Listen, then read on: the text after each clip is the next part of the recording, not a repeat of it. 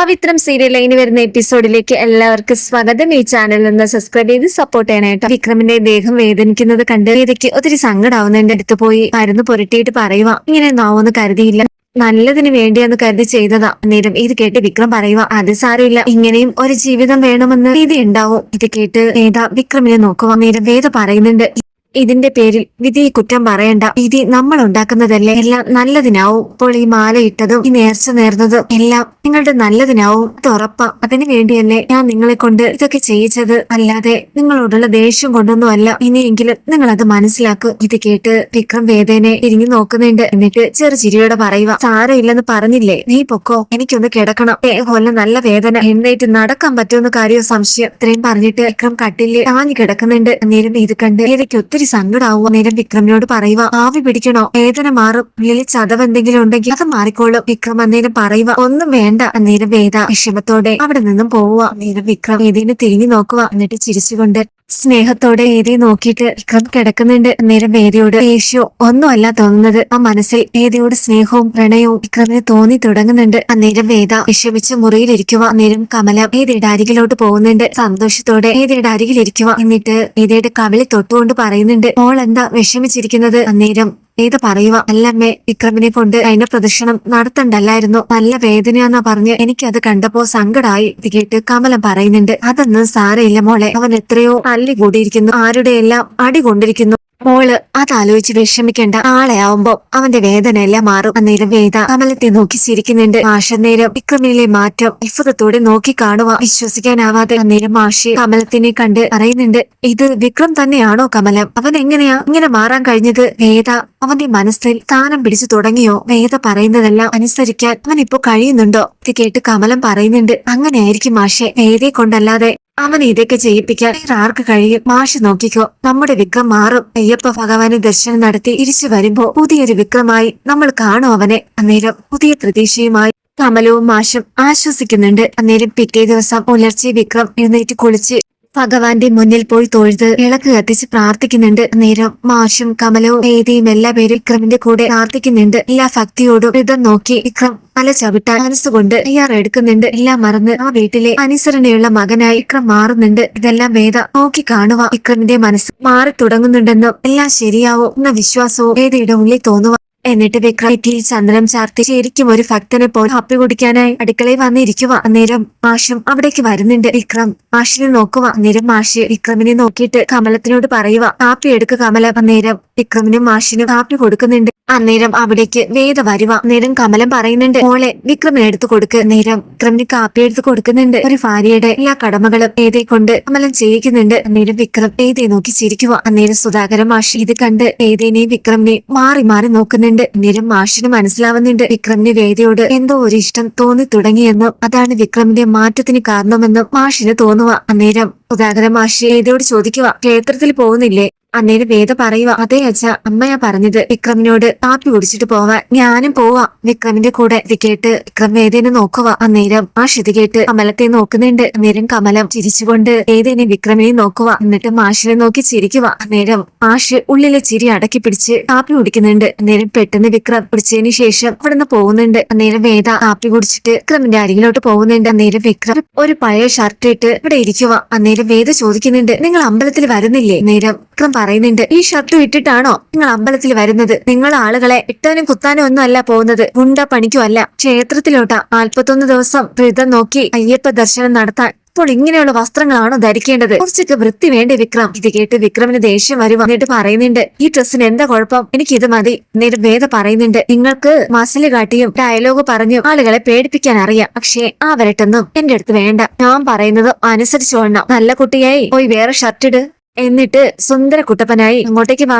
ഇത്രയും പറഞ്ഞിട്ട് വേദ അവിടുന്ന് പുറത്തോട്ട് പോകുന്നുണ്ട്. ഇത് കേട്ട് വിക്രം വേദയെ നോക്കി ചിരിച്ചുകൊണ്ട് നിൽക്കുക. വേദയുടെ സംസാരവും ചിരിയും കളിയും എല്ലാം വിക്രം ശരിക്കും ഇപ്പോൾ ആസ്വദിക്കുന്നുണ്ട്, ഇഷ്ടപ്പെടുന്നുണ്ട്. വിക്രമിന്റെ ജീവിതം വേദയിൽ മാത്രമായി ഒതുങ്ങുന്നത് പോലെ വിക്രമിന് തോന്നുക.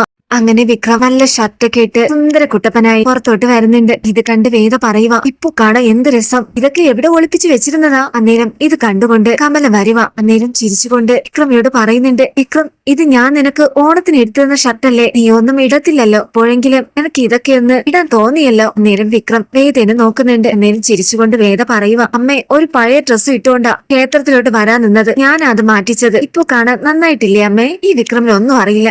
വരൂ വിക്രം, ഇനി ലേറ്റ് ആവണ്ട, ഇപ്പൊ തന്നെ നേരെ ഒരുപാട് വൈകി, വന്ന് ബൈക്കിലോട്ട് കേറണം വിക്രമാദിത്യ. ഇത്രയും പറഞ്ഞിട്ട് വേദ നടന്ന് ബൈക്കിന്റെ അരികിലോട്ട് പോകുന്നുണ്ട്. അന്നേരം വിക്രം ചിരിച്ചുകൊണ്ട് വേദേനെ നോക്കുക. എന്നിട്ട് രണ്ടുപേരും അമ്പലത്തിലോട്ട് പോകുന്നുണ്ട്. പോയിട്ട് രണ്ടുപേരും ഒരുമിച്ച് പ്രാർത്ഥിച്ച് പൊഴുത് തിരികെ വരാൻ നേരം ശങ്കറിനെയും ശ്രീകാന്തിനെയും പത്മത്തിനെയും മുത്തശ്ശിയും കാണുന്നുണ്ട്. അന്നേരം ഇത് കണ്ട് വിക്രം ശ്രീകാന്തിനെ കള്ളച്ചിരിയോടെ നോക്കുക. അന്നേരം ശ്രീകാന്ത് ദേഷ്യത്തോടെ വിക്രമിനെ നോക്കുന്നുണ്ട്. അന്നേരം ശങ്കരൻ വേദിയെ നോക്കി ചിരിക്കുന്നുണ്ട്. രണ്ടുപേരും ഒരുമിച്ച് നടന്നു വരുന്നതും വേദിയുടെ സന്തോഷവും എല്ലാം കണ്ട് ശങ്കരൻ വേദിയെ നോക്കി നിൽക്കുന്നുണ്ട്. അന്നേരം പെട്ടെന്ന് വേദി ചോദിക്കുന്നുണ്ട്, അച്ഛന് സുഖാണോ? അന്നേരം ശങ്കരൻ പറയുക, എനിക്ക് കുഴപ്പമൊന്നുമില്ല. അന്നേരം മുത്തശ്ശി അരികിൽ വന്ന് ചോദിക്കുക, വിക്രം വ്രതം നോറ്റ് മല ചവിട്ടാൻ പോവുകയല്ലേ? ഞാൻ അറിഞ്ഞു. അന്നേരം വേദ ചിരിച്ചുകൊണ്ട് വിക്രമിനെ നോക്കുക. അന്നേരം ഇത് കണ്ട് ശ്രീകാന്തിന് ദേഷ്യം വരുന്നുണ്ട്. അന്നേരം ശങ്കരൻ വിക്രമിനെ നോക്കി ചെറുതായൊന്ന് ചിരിക്കുന്നുണ്ട്. ഇതുപോലെ പത്മവും. അന്നേരം വേദ പറയുക, എന്നാ ഞങ്ങൾ പോവുക. അങ്ങനെ വിക്രവും വേദയും നടന്നു പോകുന്നത് അവർ നോക്കി നിൽക്കുന്നുണ്ട്. അന്നേരം മുത്തശ്ശി പറയുക, അവരെ രണ്ടുപേരും കാണാൻ എന്ത് നല്ല ചേർച്ചയാ, മഹാദേവനെയും പാർവതിയും പോലെയുണ്ട്, ശരിക്കും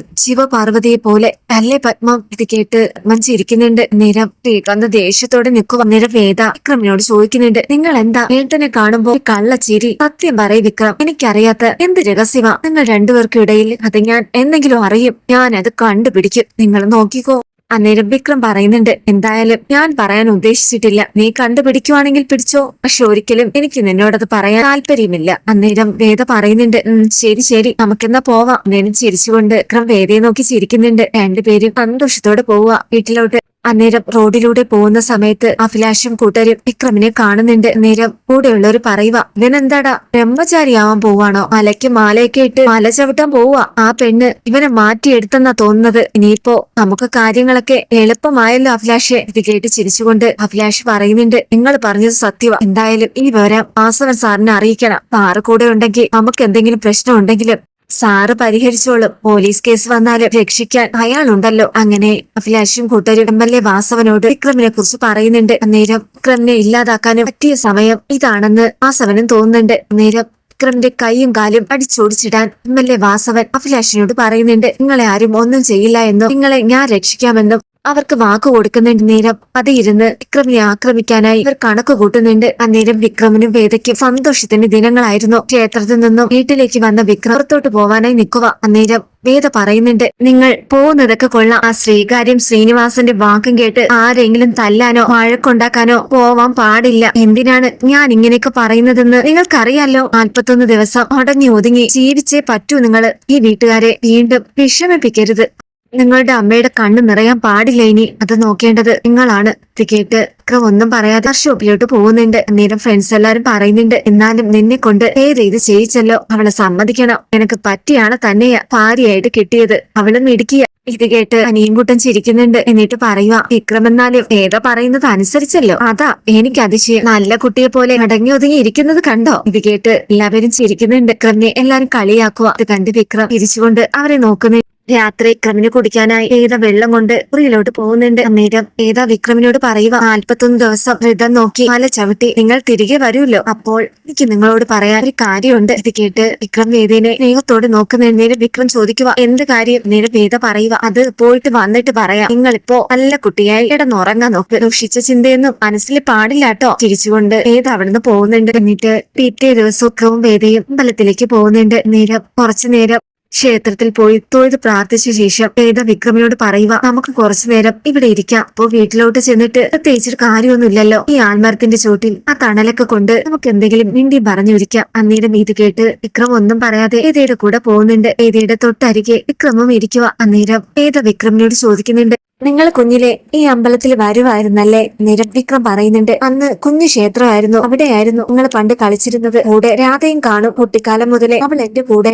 നേരം വേദ ചിരിച്ചുകൊണ്ട് ചോദിക്കുക, കുട്ടിക്കാലത്ത് നിങ്ങൾ പണ്ട് പറഞ്ഞിട്ടുണ്ട് ഒരു കൂട്ടുകാരി ഉണ്ടെന്ന്, ഇത് ഇവിടെ വെച്ച് പരിചയപ്പെട്ട കൂട്ടുകാരിയാണോ? ഇത് കേട്ട് വിക്രം ചിരിച്ചുകൊണ്ട് പറയുന്നുണ്ട്, അത് ഞാൻ നിന്നെ വീട്ടിൽ നിന്നും ഓട്ടിക്കാനായി വെറുതെ കള്ളം പറഞ്ഞതല്ലേ. എനിക്ക് അങ്ങനെ ഒരു കൂട്ടുകാരിയും ഇല്ല. വിക്രം ചിരിച്ചുകൊണ്ട് വേദയോട് പറയുക. നേരം വേദ ചിരിച്ചുകൊണ്ട് വിക്രമിനോട് പറയുന്നുണ്ട്, അതെനിക്ക് അന്നേ മനസ്സിലായതാ, നിങ്ങൾ വെറുതെ അളവ് പറയാന്ന്. നേരം വിക്രം വേദയെ നോക്കി സ്നേഹത്തോട് ചിരിക്കുന്നുണ്ട്. പരസ്പരം ഒത്തിരി അവർ തമ്മിൽ അടുക്കുന്നുണ്ട്. വിക്രമിന്റെ മനസ്സിൽ വേദയും വേദയുടെ മനസ്സിൽ വിക്രമും ഒരുപോലെ പരസ്പരം മനസ്സ് തുറന്ന് സ്നേഹിക്കുന്നുണ്ട്. അവർ പരസ്പരം പറയാതെ അവരുടെ ഉള്ളിൽ സ്നേഹത്തിന്റെ മൊട്ടുകൾ ഇരിഞ്ഞു തുടങ്ങുന്നുണ്ട്. അന്നേരം അവർ രണ്ടുപേരും സന്തോഷത്തോടെ വീട്ടിലേക്ക് വരുന്നുണ്ട്. അന്നേരം അഭിലാഷും കൂട്ടരും വിക്രമിനെ തല്ലാനായി ഓടിനരികെ കാത്തിരിക്കുന്നുണ്ട്. വിക്രവും വേദയും വരുന്നത് കണ്ട് വിക്രമിന്റെ ബൈക്ക് തടയുക. നേരം അഭിലാഷിനെ കണ്ട് വിക്രം ഒന്ന് പകയ്ക്കുന്നുണ്ട്. ഏതാ നേരം ഭയത്തോടെ അഭിലാഷിനെ കൂട്ടരും നോക്കുന്നുണ്ട്. അന്നേരം വിക്രം വേദയോട് പറയുന്നുണ്ട്, ഈ ബൈക്കിൽ നിന്ന് ഇറങ്ങ്, എന്നിട്ട് അങ്ങോട്ട് മാറി നിൽക്ക്. അന്നേരം അഭിലാഷ് പറയുക, എനിക്ക് വേണ്ടത് അവളെയല്ല നിന്നെയാ, നീ ആദ്യം ബൈക്കിൽ നിന്ന് ഇറങ്ങണം.